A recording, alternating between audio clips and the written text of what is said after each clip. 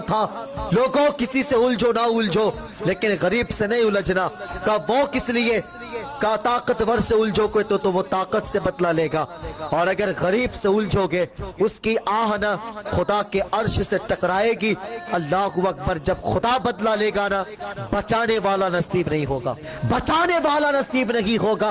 بادشاہ نے جب محل بنوایا اتفاق سے محل کے کونے پہ بڑھیا کی جھوپڑی پر رہے تھے. بادشاہ نے کہا اماں اپنے جھوپڑی کو ہٹا لے، جہاں میری سلطنت بہت بڑی ہے کہیں پہ جا کر کے بس جا. اللہ اکبر. عورت نے کہا تھا کہ بادشاہ اگر ہو سکے تو اپنے محل کو لے کر کے چلا جا، میں نہیں جانے والی. کہا وہ کس لیے؟ کہا بادشاہ جو رونق تیرے محل میں نہیں ہے وہ رونق میری جھوپڑی میں ہے. کہا وہ کیسے؟ اللہ اکبر. بڑھیا نے بہت بڑی بات کہی تھی. کہا بادشاہ تیرے محل میں رونق تیرے نوکروں کی وجہ سے ہے لیکن میری جھوپڑی میں رونق میرے بزرگوں کی یادوں کی وجہ سے ہے، بزرگوں کی یادیں شامل ہے. اللہ اکبر. بادشاہ نے کہا ہے کہ یہ بڑھیا آسانی سے نہیں ماننے والی ہے. غلاموں سے کہا جا حساب لگا دے، جیسے بڑھیا جھوپڑی سے نکلے گی اس کے جھوپڑی کو اڑا دینا. اللہ اکبر. اتفاق سے بڑھیا گھر سے نکلی ہے. اللہ اکبر. بادشاہ نے جھوپڑی کو توڑوا دیا ہے اور بڑی تیزی کے ساتھ محل کی دیواریں بنوا دیا ہے.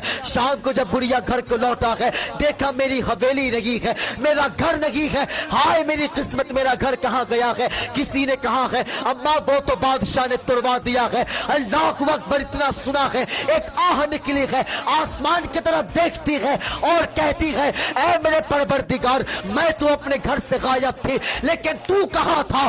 تو کہاں تھا؟ اے مالک میں تو نہیں دیکھ رہی تھی لیکن تو دیکھ رہا تھا. مالک انصاف تو میں نہیں کر سکتی لیکن تو انصاف کر سکتا ہے.